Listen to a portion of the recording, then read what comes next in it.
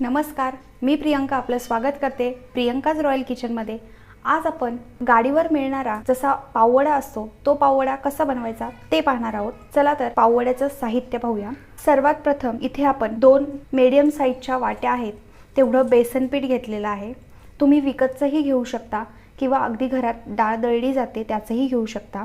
इथे कोथिंबीर घेतलेली आहे वाटीभर, 1 चमचा ओवा, अर्धा चमचा हिंग, 1 चमचा मीठ, पाव चमचा हळद। तर सर्वात प्रथम आपण हे कोटिंग कसं करायचं पाववड्याला ते पाहूया। त्याचा ओवा आहे तो टाकायचा, हे सर्व आहे हळद मीठ ते टाकून देऊया। थोडीशी कोथिंबीर, उरलेली जी कोथिंबीर आहे ती आपण पाववड्याची जी भाजी बनवणार आहोत बटाट्याची त्यासाठी ठेवलेली आहे। आता आपण हे व्यवस्थित मिक्स करूया।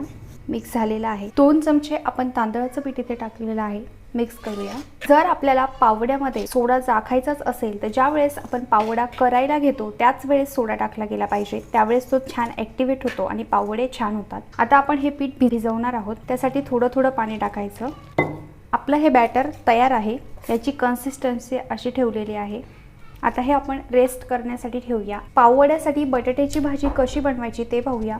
इथे 6 मीडियम साइजचे बटाटे आहेत, ते व्यवस्थित उकडून घेतलेले आहेत। त्यानंतर इथे वाटीभर कोथिंबीर घेतलेली आहे, 1 चमचा हळद, अर्धा चमचा हिंग, अर्धा चमचा काळं मीठ, 1 चमचा मीठ, 2 चमचे किसलेलं आलं, हिरवी मिरची आणि लसूण यांची 2 चमचे आपण त्याचं वाटण करून घेतलंय मिक्सरमध्ये, 1 चमचा जिरे, 1 चमचा मोहरी, 10 ते 15 पानं कढीपत्त्याची घेतलेली आहेत। तर सर्वात प्रथम आपण जो बटाटा आहे तो कुस्करून घेणार आहोत हाताने। बटाटे तुम्हाला हवे असेल तर तुम्ही कापूनही घेऊ शकता, पण हाताने एक व्यवस्थितपणा येतो आणि आपल्याला जी भाजी आहे त्याचा वडा असेल पाववडा असेल छान बनला जातो।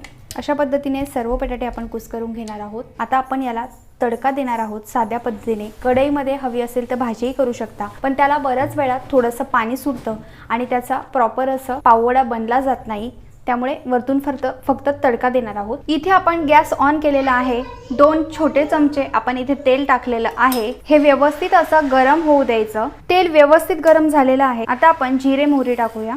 व्यवस्थित असं तडतडल्यानंतर हिरवी मिरची आणि लसूण याचा ठेचा टाकूया, कढीपत्ता टाकूया। या पद्धतीने आपण जर भाजीला तडका देऊन भाजी केली तर काय होतं, तेल पण कमी लागतं आणि पटकन बनली जाते। हळद आणि हिंग आपण टाकलेला आहे। हा सर्व मसाला एकजीव झालेला आहे। गॅस बंद करूया आणि या करलेल्या बटाट्यांमध्ये आपण हा मसाला टाकूया। यामध्येच आपण मीठ आणि काळं मीठ टाकणार आहोत, किसलेलं आलं आणि भरपूर सारी कोथिंबीर। अंदाज घेत आपण हाताने किती गरम आहे त्यावरून आपण हे मिक्स करायचं। यामध्ये जो कढीपत्ता आहे तो आपण काढून घेणार आहोत, कारण खाताना तो दाताखाली येतो। अशा पद्धतीने ही पाव वडा आहे त्याची जी भाजी आहे ती व्यवस्थित अशी तयार आहे। आता आपण पावामध्ये ही भाजी कशी भरायची ते पाहूया। असा पाव आपण आणलेला आहे, त्याला काय करायचं, एका साइड असं मध्ये एक होल पाडायचं। अशा पद्धतीने आपण ही भाजी यामध्ये भरणार आहोत आणि असा प्रेस करून द्यायचा।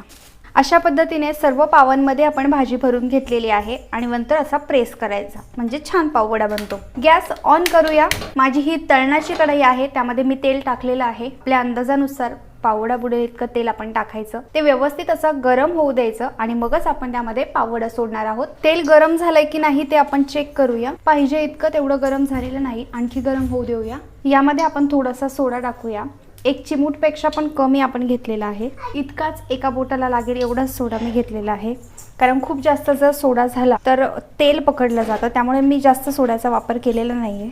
तेल व्यवस्थित गरम झालेलं आहे। आता आपण जो हा पाववडा आहे तो या बॅटरमध्ये टाकूया। वरतून त्याला व्यवस्थित असं कोट होईल असं पीठ टाकायचं आहे हे बॅटर।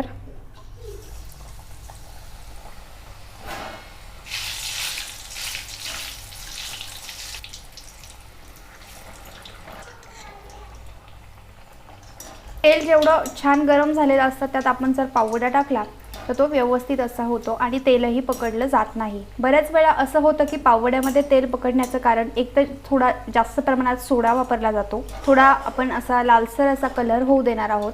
तर काढून घेऊया। छान झालेला आहे बघा, अजिबात तेल पकडलेलं नाहीये। ही हिरवी चटणी आहे ती कशी बनवायची ते मी एक लिंक देईल डिस्क्रिप्शनमध्ये, त्यावर तुम्ही पाहू शकता। अशा पद्धतीने आपले हे पाववडे आहेत अगदी सोप्या पद्धतीने तयार आहेत।